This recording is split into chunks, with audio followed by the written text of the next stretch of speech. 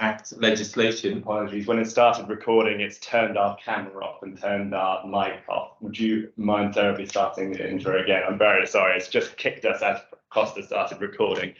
No problem. So, good afternoon, everyone. I'm Derek Walker. I'm the Future Generations Commissioner for Wales. Thank you for giving us your time today.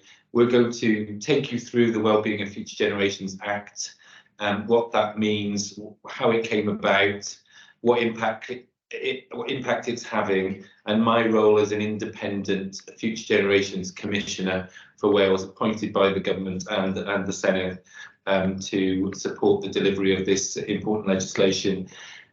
One thing I just wanted to say at the very outset is this is just one model for looking at long-term thinking and long-term policy making. Since coming into the role in the last 10 months, I've learned a lot about the different approaches to this right across the world, and including different approaches within the UK. But this is the model that we've decided to take forward in Wales, and we think it works in our context. So we'll explain a bit more about that. The other thing I think I wanted to say at the outset was this was very much put down on firm foundations, I think. So in Wales, we held a national conversation called the Wales We Want, which has put down, helped us to form a vision for the country and a collective vision for where we want to go as a country. And that has really guided the legislation and guided the work, as you'll hear, that we take forward and the public bodies in Wales take forward under this legislation. So enough rambling from me at the start. I'm going to hand over to Jack and I'll come back in a few slides. Jack. Whilst I'm doing that, I think we're having some difficulty getting the screen, the right one on our screen. I'll share are you happy not seeing the attendees then? Yeah, if we're sharing. Perfect. Can I just, I don't think we are sharing screen. No, so we're not sharing yet, but if we are, we won't be able to see this, which is fine. So if I share this, there we go. That's fine. Yeah, great. Second slide then, please. Perfect. Yeah, great.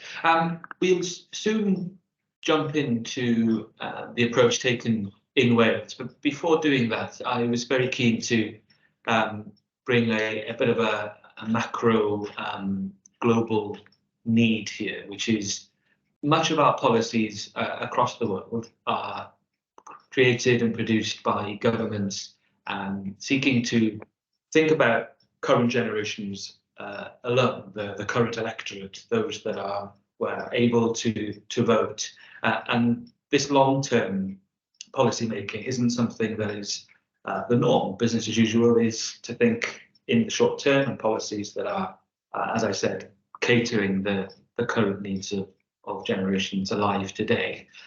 You will be familiar possibly with the 8 billion figure that we reached globally last year, and an indication here on the screen of the many billions that are to come over the next centuries, decades, towards 2083 there on the screen.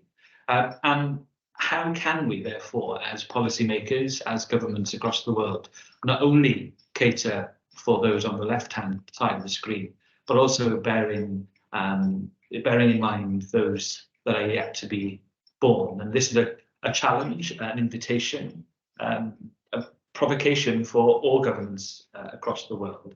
Second slide, thank you. And grounding ourselves in what is going to be a global moment, really, in September of this year, when the UN will host its Summit of the Future, and a pivotal milestone for all governments to consider what they do in terms of anticipatory governance, about ensuring that our policies are not only catering those alive today, but those not yet born. And this is just a snapshot from a piece of work that we help to advise the UN on their principles for future generations. When we share the slide deck after today's call, you'll be able to navigate your way to that using the hyperlink at the top. And I've just drawn out this particular principle is to think, plan and act with future generations in mind. The importance of strategic foresight, long-term thinking, the principle there of planning, of programming, from design and budgeting to implementation and evaluation. How can we embed future generations mindset in all those steps? And hopefully now we'll be able to start to introduce to you how we do that in Wales, and really keen in the discussion that will follow about areas and learning that you have in this space too. Thanks. Great. So if I just take you through some of the basics. The Wellbeing of Future Generations Act was agreed by the Welsh Parliament back in 2015. So we've got 8 years or more of experience of delivering the legislation at the moment. If you go on to the next slide, please. And this will give you the overview. I'll go into a bit more detail about different aspects of this in due course, but this gives you an overview of the legislation on one screen. It's a systematic approach to long-term thinking and policy making, applying to the devolved Welsh public sector. So at the top, you can see we put together a long-term vision for the country. They're mapped against the UN Sustainable Development Goals, and we have 7 well-being goals, which sets the direction for all of us as a nation in terms of where we hope to get to or plan to get to in terms of our delivery of our public services. And then underneath that, you have indicators or measures of success. So we have 50 national indicators at the moment, which tell us how well we're doing in meeting those 7 well-being goals. And each year, the Welsh Government publishes a Wellbeing of Wales report, which is a state of the nation report, letting the public know, letting public policy makers know how well we're doing against the 7 wellbeing goals. And it's a really important document that I would like to make even more of in coming years, because it really helps us to understand what's working and what isn't. Within that, there are 17 milestones, which gives a bit more detail about how we should be progressing. On every 4 or 5 years, there's a Welsh Government Future Trends report, which guides the public sector in Wales to think about the future, what's likely to come, and what they should be thinking about when they're setting strategic direction and delivering on public services. The middle bit then tells you a bit about the scope. So this applies to the devolved public sector in Wales, and we've got a slide with a list of those public bodies, but effectively it's local authorities. There are 22 of those, health boards and other devolved bodies such as Natural Resources Wales, the equivalent of the Environment Agency. And then it also has set up these collective structures that we call public service boards, which brings together the public bodies to integrate and collaborate on this agenda. So this is meant to bring public bodies together to work on those issues, those long-term issues that they can't deliver on by working in isolation. And so, for example, one of our public service boards has become a Marmot region, looking at the wider determinants of health and bringing public bodies together to think about the health of that population and to act together collectively to improve the health of that population. Then underneath that, really important is the Sustainable Development Principle. So the legislation brings the Sustainable Development Principle into action by having 5 ways of working. And public bodies are meant to demonstrate to me and to the Auditor General, which we'll get onto in a second, how they are delivering on this agenda through demonstrating how they act against these 5 ways of working. And often you might see some of these ways of working being acted on, but not all of them. And this doesn't prioritise any one over the other. And we expect the public bodies to be demonstrating all these 5 ways of working once they're delivering services and once they're making policy. And I'll talk a bit more about those in a bit more depth later. But actually, that is one of the key ways in which we can see whether the public bodies are actually delivering on this agenda. That's where they can show their evidence. And the theory being, if you're doing this, the results should follow. And then finally, sorry, just to touch finally on the bottom bit, and I'll talk a bit about this in a bit more detail. But I guess in simple terms, you might describe the roles of my job and the Auditor General as a bit of a good cop, bad cop relationship. It's not quite that, because I've got some bad cop functions, but I'm there to support and advise public bodies to deliver on this agenda and help them deliver on something that's not easy, particularly in the current economic context. And the Auditor General has a role in reviewing their progress and making recommendations where he's not satisfied with that progress. Next slide, please. So this is the basis of the sustainable, the legislation, the Sustainable Development Principle, which I guess will be familiar to many of you on the call. And this is fundamentally what it's about. It's about acting today, but also doing that in a way that doesn't compromise the ability of future generations to meet their own needs. And I have to remind people regularly of this, because sometimes people, I think, perhaps dismiss this policy agenda as being about the future and not about today. And how can we be delivering on today, not tomorrow, when we've got so much that needs to be done today? Well, this is about doing both. This is about having the framework of thinking long term whilst acting today, and very much meeting today's agenda whilst we're thinking about the future, which does lead to different decisions, but it doesn't mean that it avoids the immediate decisions that we need to take. So these are the wellbeing goals, which I've mentioned previously. You can see we've adopted some of the imagery of the Sustainable Development Goals as well. I won't go through them in depth. I think they sort of speak for themselves in some senses, in that you can see what the headings are there. But they are interesting when you delve into them and how they describe things. So a prosperous Wales doesn't talk about growing the economy. It doesn't talk about increasing GDP as being part of our success. It's much more about a green and healthy society. And so there is some radical elements to how the goals are described,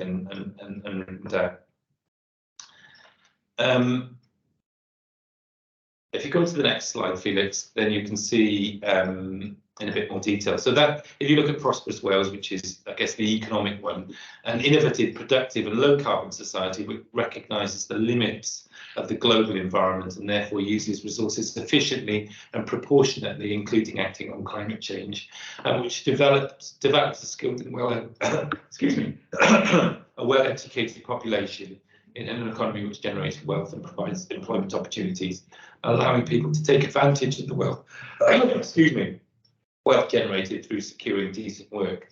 So you can see that might be quite a different definition of what a prosperous country might look like than other parts of the UK might adopt, but certainly doesn't talk about GDP in that definition. I won't read them all out, not just because of being boring, but also because of my voice failing. But these are the aspirations that we have as a country. And I think what I've been really pleased about is, even though this legislation just applies to the public sector in Wales, we see a real appetite for the private sector and the third sector to get behind this vision for our country. So I used to work in the third sector before I came to this role, and we adopted the Wellbeing and Future Generations Act as a framework that we wanted to measure our success against as a third sector development agency, and others do the same. And increasingly we see this as a sort of language that society across Wales is adopting as our common framework. We go to the next slide, please. So these are just a list of the organisations that come within the Act, and there are 40 or more public bodies at the moment, and 8 new public bodies that have been set up since this legislation was brought in, and will come in later this year.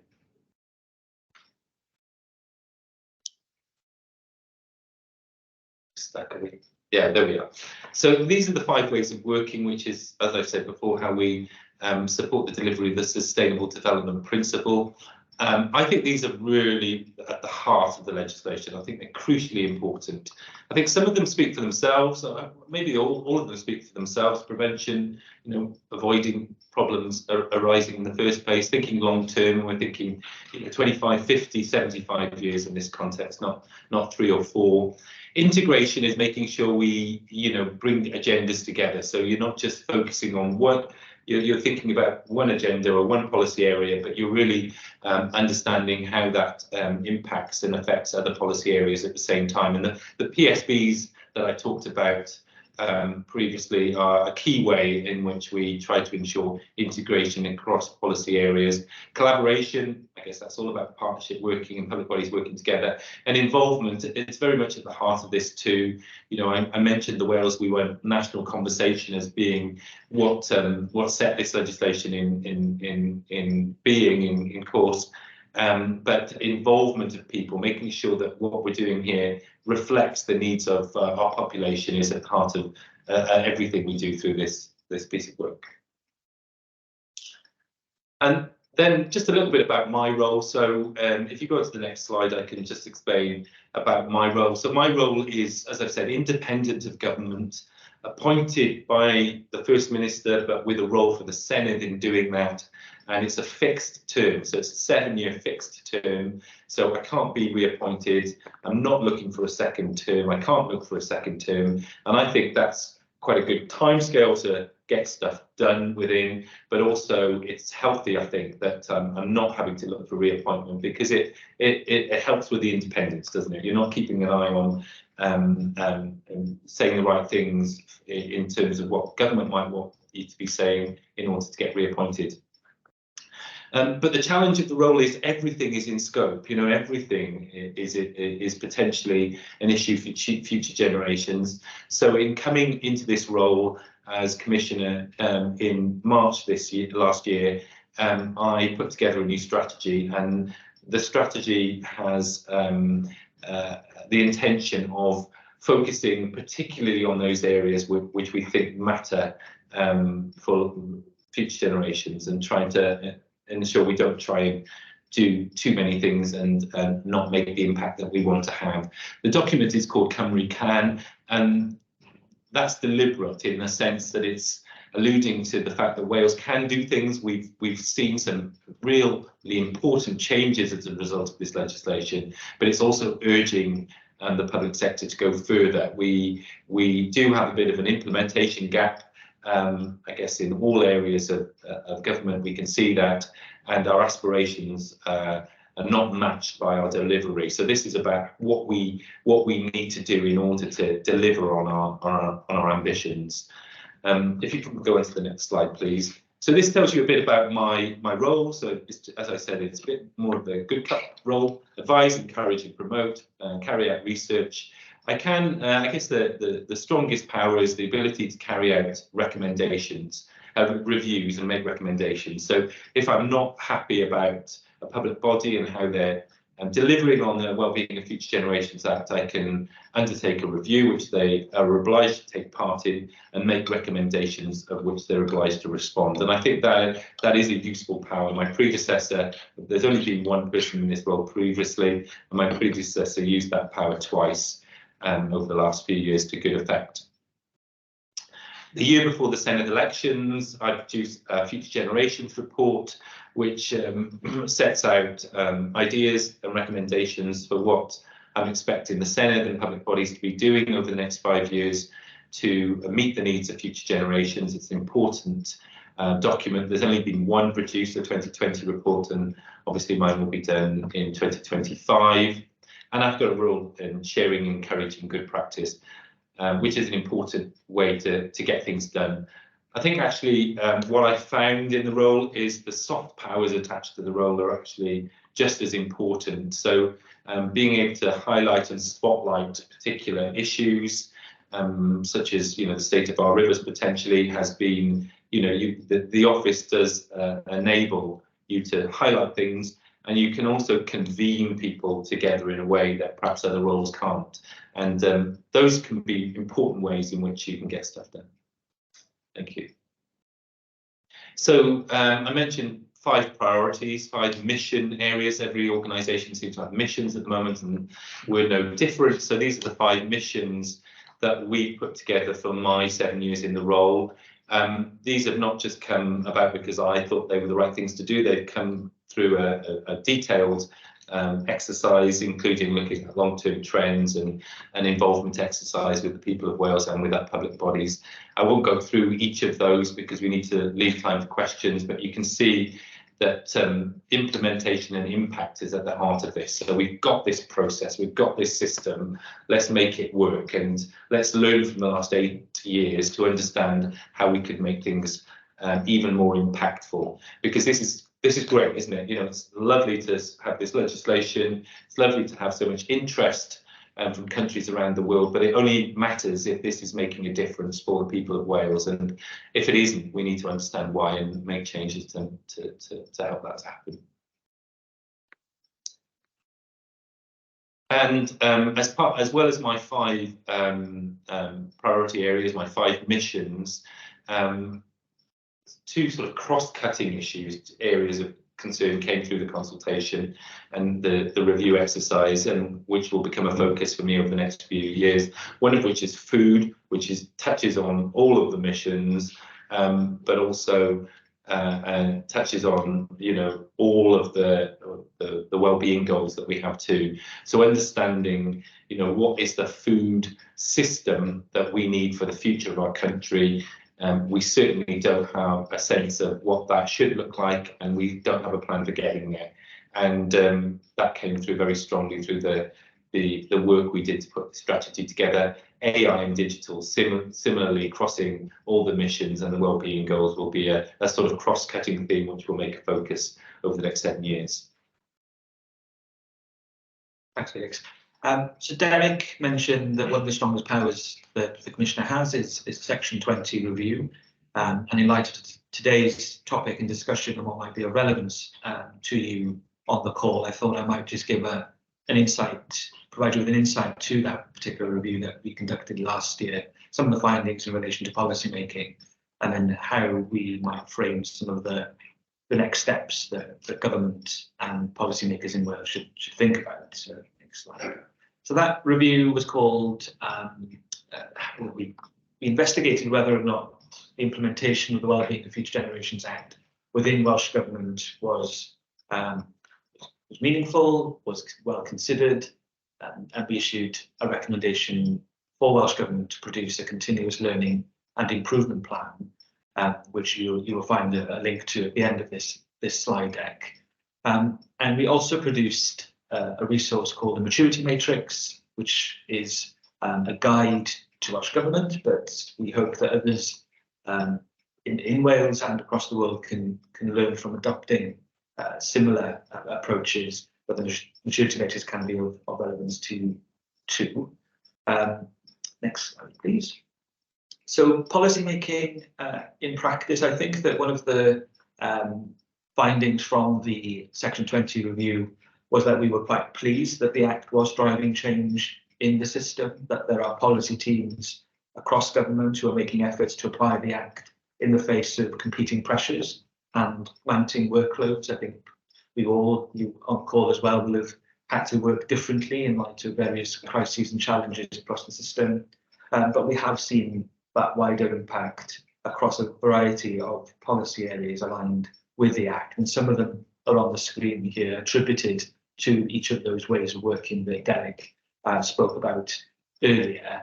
The real power of the Wellbeing of Future Generations Act is if all 5 ways of working are applied together, rather than seeing it as somebody's responsibility down the corridor to do involvement and somebody else's responsibility to consider long-term trends, for example. So that's why on the screen you'll see various reflections of examples under each of those ways of working. So the waste strategy beyond recycling undertook a voluntary wellbeing assessment to map out its contribution across all those wellbeing goals, and also had a focus on preventing further environmental, economic and social damage arising from the predominantly linear Welsh economy. And the waste strategy, not normally I get excited about such topics, but This particular strategy also went to tackle loneliness and isolation. How can we share goods and equipment in our communities, bringing people together, tackling their mental health as well. It talks about repair cafes as well as a means to bring people together in their community. So a real holistic approach to some of the challenges we're facing, and you'll be able to navigate yourselves to some of the examples on the screen if we're time to. Next slide.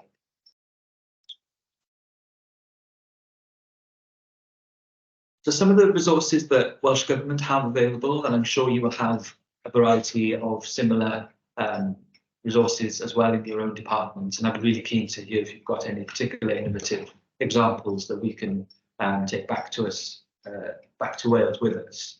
But I wanted just to maybe flag a few that we found in during the review. This UX Lab community, part of a broader programme of future-proofing in Welsh Government. And we felt that possibly this community could enhance its work if it was to involve citizens more in policy making and bring those lived experiences into developing policies alongside government. And there are examples of that, but how can we mainstream that link between citizens and policymakers, and perhaps this lab being an opportunity to do that.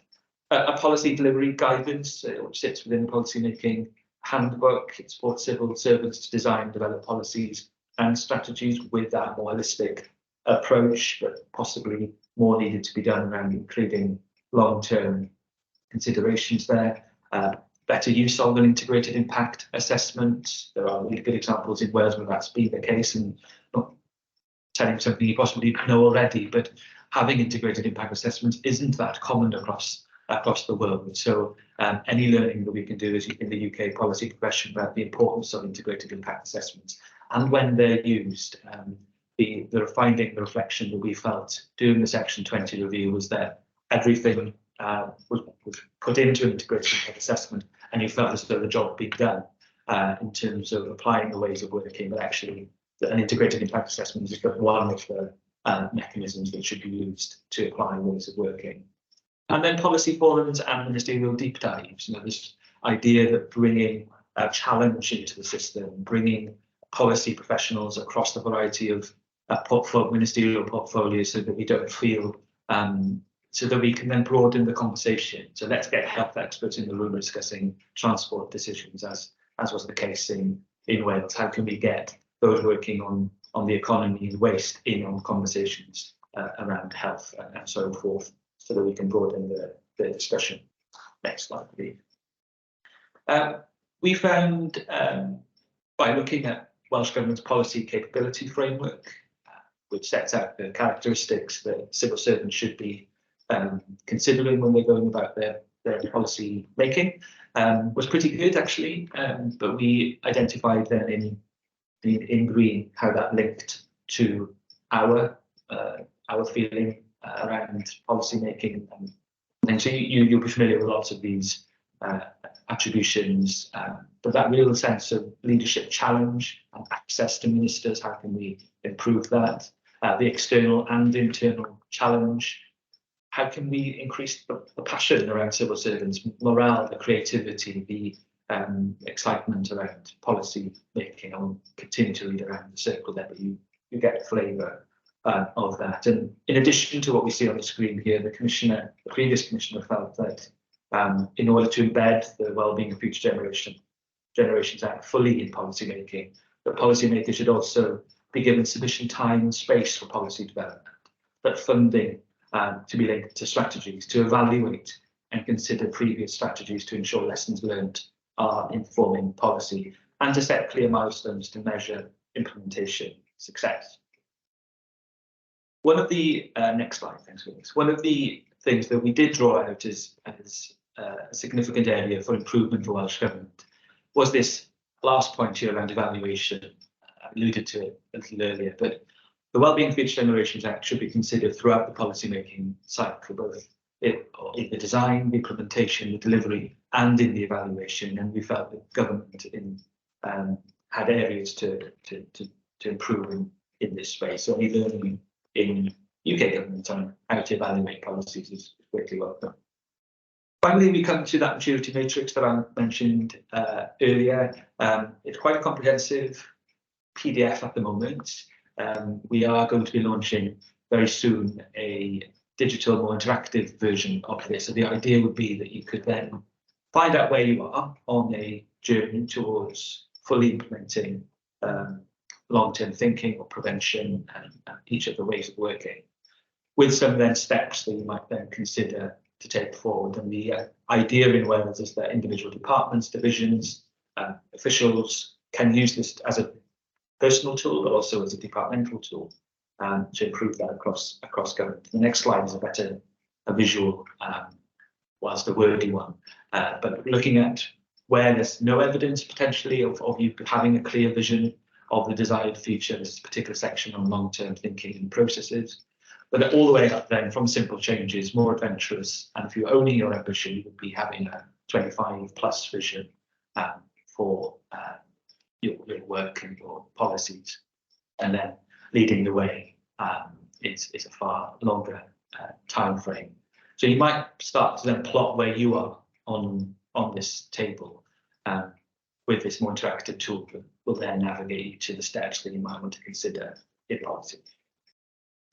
The further resources that you'll be able to find in the next couple of slides, Felix, we'll go through them very quickly just to give a nod to them. So the Continuous Learning and Improvement Plan, this is government's response to our Section 20 review. You will be navigating through the QR code and the links following this session to find that. Next, we produced a few years ago a framework project. So before starting anything, these are some prompts aligned with the Act that you might want to think about. How does the project support long-term well-being of people in Wales? Will the project self-sustaining or require significant additional or different resources? So just some prompts, again, on each of the ways of working and each of the well-being goals for consideration there.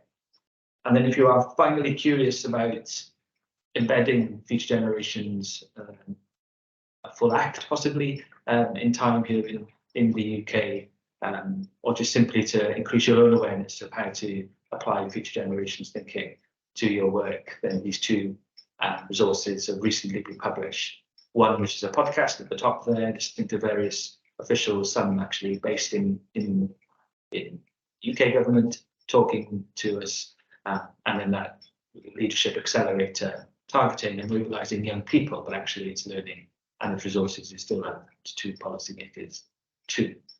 Both free resources that you can navigate to. Thank you. We're open to questions. Thanks, Felix.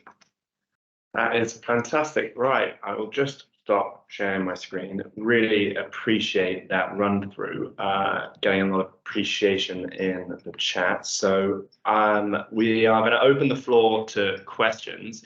We are a relatively small group, so super happy for people to just come on camera and ask their question organically, or alternatively, feel free to put your hand up.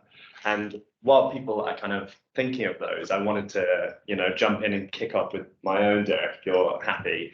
That I wanted to ask if you'd be happy to talk a bit more about this kind of good cop, bad cop relationship. I found that really interesting dynamic with the auditors. Is there a specific set of kind of investigative components of the auditor role, and do they have to? Does it come with quite a kind of strict set of guidelines in that case? I'm just quite interested in how the mechanics of that relationship work. Yeah, a good question. I think one of the, there is potential for the way in which the legislation is put together for us to overlap a bit. So we work very closely together on that. One of the things I should also say at this stage is we're going through a post-legislative review of the legislation. It prompted me to say that. So the Welsh Government will do that, and we will feed into it, and they're just starting to scope that work at the moment. But we are going to do an exercise in understanding how it might be improved. I'm not saying that because you've asked a question about this bit of it. That's not the bit that necessarily needs improving, but it just prompted me to think about that. So the bit where my bit is around the review, really. So you're looking at something, as Jack said, we did one into Welsh Government. Previously, it was into public sector procurement. It tends to be on sort of big issue across the public sector. The criteria we have in place to undertake one of those reviews might be, is there, there's an issue here, but is there wider learning? Whereas the reviews undertaken by the Auditor General focus on a much narrower area of public bodies' work, and they will look particularly the 5 ways of working, whether they can see evidence of whether the 5 ways of working have been complied with or delivered against when the public body has done X, Y, or Z. And so they will have a cycle. I can't remember actually off the top of my head the cycle that they follow and how often they might see each public body, but they follow a cycle in terms of doing these reviews of public bodies. And there's shared learning from these individual reviews, but they're much more local to an organisation, to a public body. Seems like quite a really kind of useful addition to have to that role, really, to have that relationship with the auditor as well, and just be able to operate with them. The independence of both our roles is so important to all of this, because some of the things that I might say, or the Auditor General might say, ministers might think, civil servants might think, they might know, but it's very difficult perhaps for them to be able to say these things, because they have to sort it out, or they're struggling to deliver on it again. So we're both independent. We're able to say, what we think's going on there, and and to flag things that others might not spot. So I think it's a really important part of this, our independence. Yeah, fantastic. Thank you so much. So we have got a couple of hands up. It is showing me that Chloe was in fact first. So Chloe, would you be happy to come off mute and ask your question? Someone's mentioned a great book by Roman, and in the chat, I read that. It's a brilliant book. Yeah. Hello, thank you so much for the presentation. It was actually really, really interesting. I've never been to Wales, so that's made me want to visit Wales even more. I had a question. So I'm obviously never been to Wales, and I live in England. And so my question to you is, what do you think is the biggest barrier to the UK as a whole adopting a very similar policy to the Future Generations Act? Oh, that's politics, probably. Yeah, and money, maybe. Yeah, I guess that's right. One of I'll bring Jack in because he's got really interesting things to say on this as well. But one of the things that we've been doing, I guess, as part of preparation for the Summit of the Future that Jack talks about, is trying to tell, sort of across the UK, that there is a UK-wide story to this. That we're actually pretty good. With a lot more to do, of course, but we do have different approaches across the UK nations around how we do this long-term thinking, future generations thinking. The Wales model, as I said at the beginning, is just one model. Scotland are taking a similar but different approach to ours, just looking at consulting around that at the moment. There's some great toolkits within the UK government, within Westminster departments and so forth. So there actually is a great deal of good practice. This is just the Welsh model, and it works for us.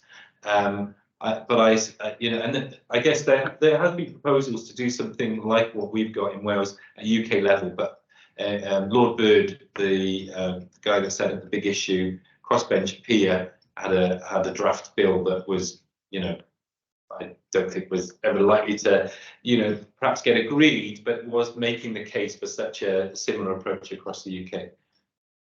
Well, thanks, Chloe, for your opening points about Wales. You're more than welcome to come visit us. Yes. And that's a general offer, really, to those on the call, that if conversations with your counterparts in Welsh Government and across the public bodies would be of use, then I'm sure that we'll be able to help navigate you in that way. But we do like talking about Wales, and if only we had some money from the Wales Tourism Agency for every conversation that we had, we might be millionaires by now. But the only point I was going to add to Derek's is there's actually nothing stopping you in one sense as well. Those ways of working, the resources that we've got available as individual policymakers on the call today, and your colleagues, you can improve the way that you do policymaking using those principles and functions without any statutory requirements on you. Of course, the weight that comes with statutory requirements and the duties that you would have to meet, etc., and having an independent commissioner adds value to the work that you do.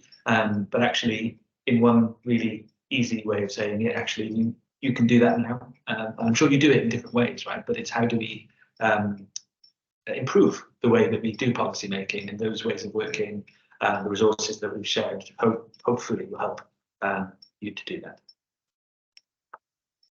Thank you so much. Right, I'm going to take the next hand up and then we can do the questions in the chat. So Christine, would you be happy to come off mute and ask your question? Hi, yes, I mean, I thought that was excellent. I love the ideas, love the thinking. I think the goals are just perfect for what we're thinking about in terms of future generations.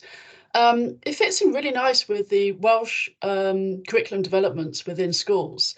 And I just wondered how you wanted to sort of connect that up, and if you wanted to sort of develop sort of design thinkers of the future, the young people, and how they can connect to communities, to experts, but also higher education, further education. How can you bring that all together to make sure that we're all working together towards this sort of new vision where we can act in the short term, but actually ensure we have a positive impact in the future as well? Yeah, great question. It's not an easy thing to achieve, I don't think. But a couple of things I would, we have to get there, because this is, we've got this framework, but this is an approach to decision making and an approach to policy making that we can all adopt in different ways, and it's almost a culture and a mindset. This rather than all the processes that I explained.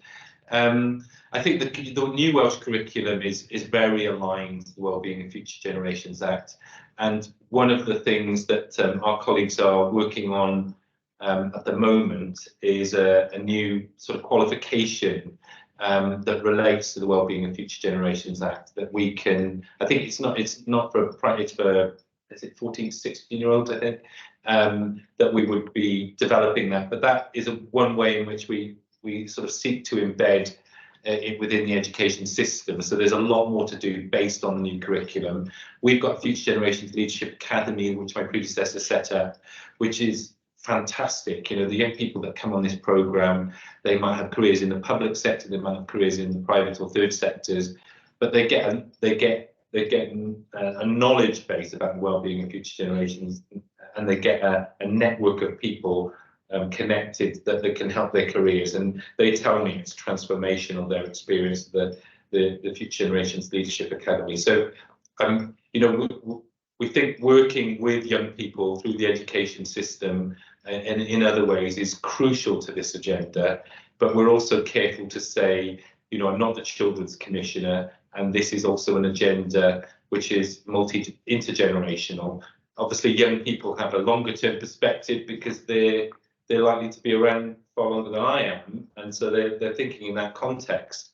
But nonetheless, this is acting today for tomorrow, and that means everyone should be involved. It's an intergenerational agenda, not a young people's agenda, which sometimes it seems to be inevitably, I guess. The thing with that, Christine, is beyond the curriculum, how young people are being encouraged to mobilise around different policy agendas and topics is, of course, lowering the voting age to 16 and establishing a Welsh Youth Parliament are attempts to increase awareness and visibility of young people in decision making. And the curriculum will standardise some of that, and the exciting opportunities that the curriculum offers will only increase that hopeful scenario of young people involved in policy making more generally. Brilliant, thank you. Thank you, fantastic, and love that mention of just being intergenerational. It's great to hear, And I'm going to take a few questions from the chat. So that first one from Anna, which is that there are a growing number of policy designers and labs in central government. It's intriguing to hear Welsh Gov have a UX lab community. How many people work in the lab, and where does it sit?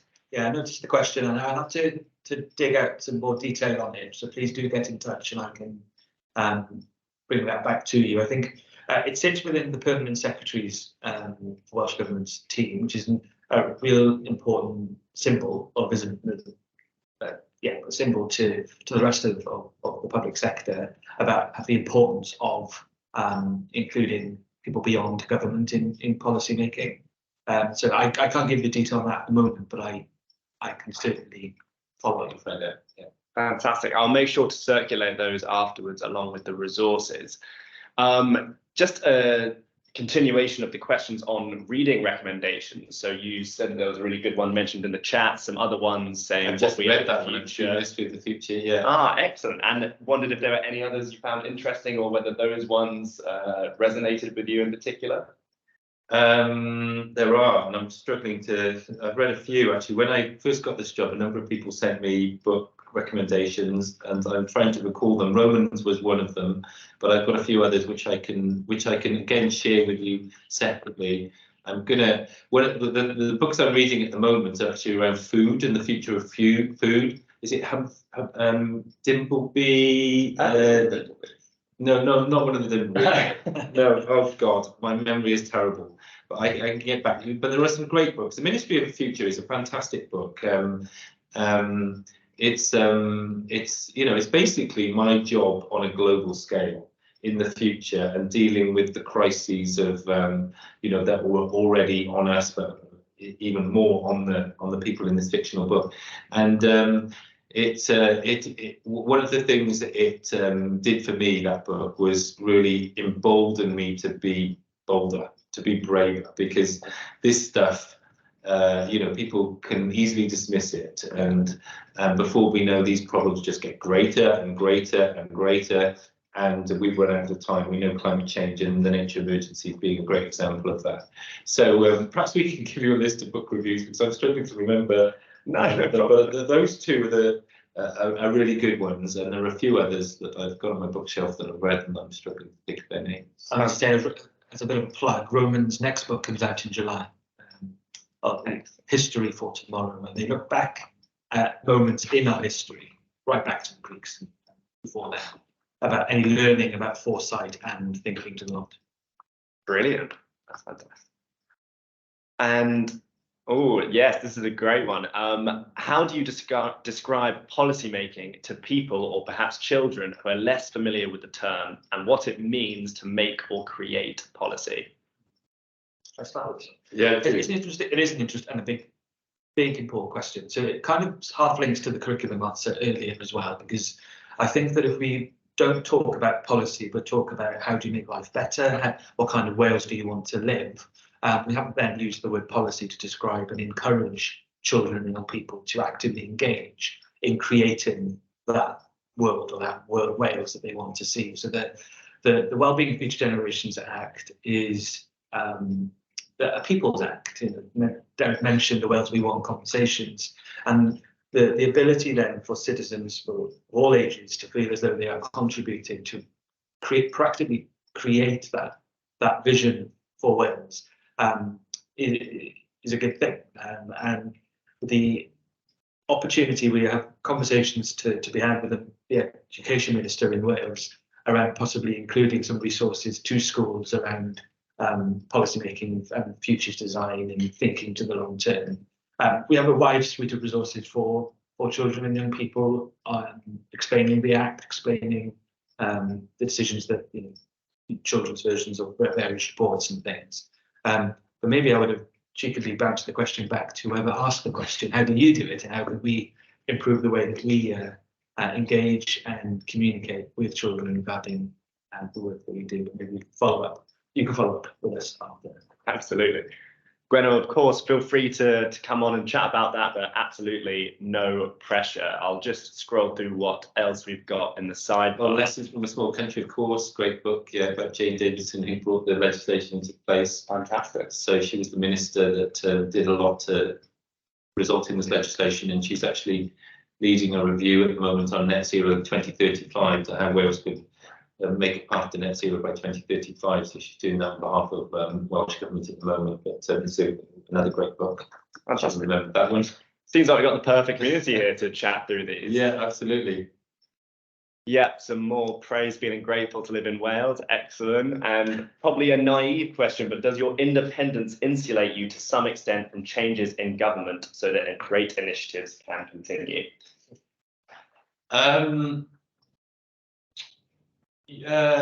yes, I guess. Yeah, being independent of government means that you can provide continuity, I guess, to this agenda, and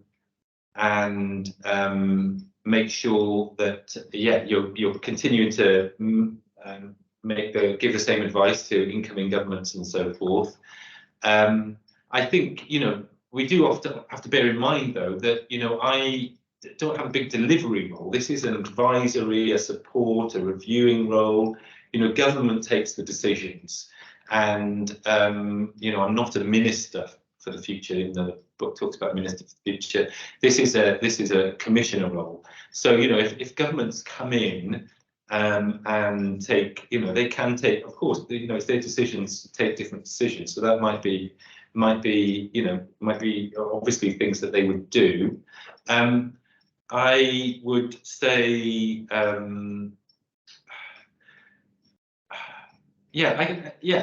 guess that's it's not about insulating. I guess it's about creating some consistency for the legislation. A new incoming government, the legislation would still apply to them.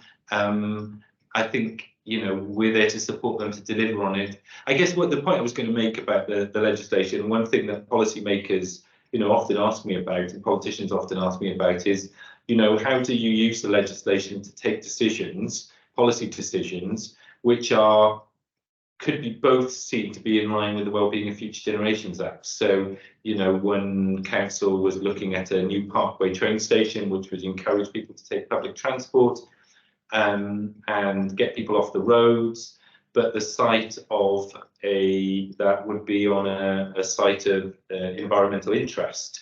So how do they marry those two conflicting things and take a decision, both of which are, the environment, of course, and sustainable transport, both important for future generations. And I think I don't give them the answers necessarily. There may be decisions that they take which are clearly not in line with the Wellbeing of Future Generations Act, and it's my job to say that.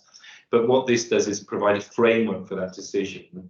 So by thinking long term and looking at success measures over the long term and understanding, the wider remit of the wellbeing goals, it can help them bring a decision to the surface that otherwise they might have just landed on something else because they have that longer term perspective. So I think that's a crucial part of different political parties, how they can use it, use the legislation and come to different conclusions potentially.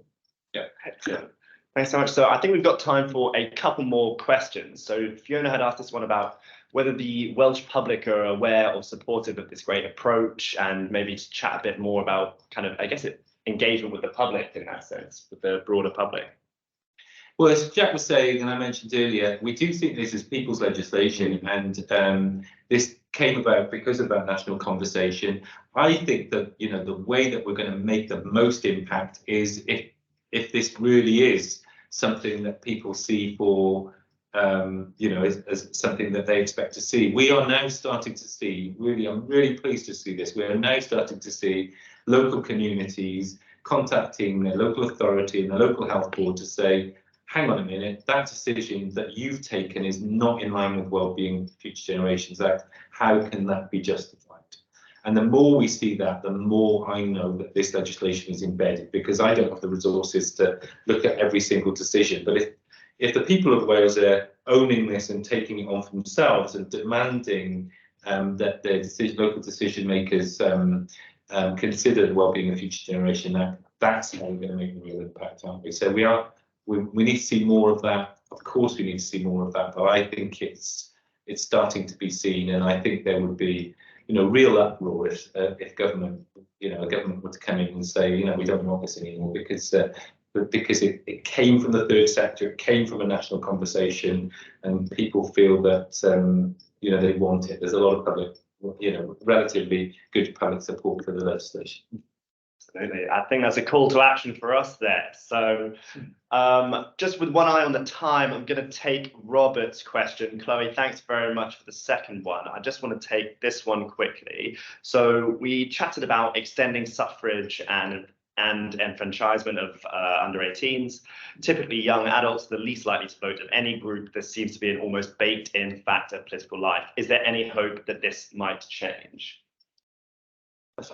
I think we completely recognise this. We were in a conversation with some partners in London 2 days ago, and we were advocating for this great news that Wales had, lowered the voting age to 16, but actually the comments in the room was Bertie Ahern actually, this sense of, well, actually, those who can vote who are young are not voting at the moment. So I think that there are a variety of ways. I mean, the Wellbeing Future Generations Act has those indicators that we talked about earlier. And one of those indicators is about measuring how you influence decisions, how citizens feel around influencing decisions. And that is currently sitting about 30% of the population feel as though they can influence local decisions. Now, an election is one of the moments that enables you to exercise the kind of influencing mechanisms to advocate for different things. There's only one of them. And I would rather see a study that looked at a far more holistic opportunities for young people or people in general to be involved, to engage, to voice their opinions, to advocate for decisions.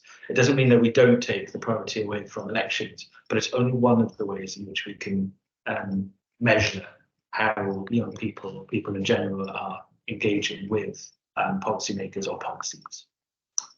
Just to say quickly, one of the important things that was said at the time of bringing in lower the votes at 16 was that young people would have an education about voting, why it was important, and they would get into the habit before they left school, or they would, be supported to vote before they left school. So it's not, other things need to accompany the change in the legislation. It's not enough to, as we indicate, young people are less likely to vote. So we need to be doing the other things to make it a reality, and that's a work in progress. Absolutely. Well, thank you so much for the questions, everyone. That is everything that we've got time for today. So I'm going to post a couple of things in the chat. I spot that Costa has very kindly already posted our next event, which is coming up on February the 8th, I believe, with the wonderful Christine McLean, who is with us today as well. So really lucky to have her here and speaking to the community a little bit more on school citizen assemblies in February, so really hope to see you all there. I'm going to post the links that are all QR coded in Jacob's presentation. We will also circulate the entire presentation and any kind of further resources that we do pick up afterwards. But until then, yes, we will also share the recording, Poppy. It's going to be circulated in the same way as our previous one was, with the whole network as well as the slides. So thank you very much for coming, everyone. We really appreciate it, and have a great rest of your day. Thank you. Excellent.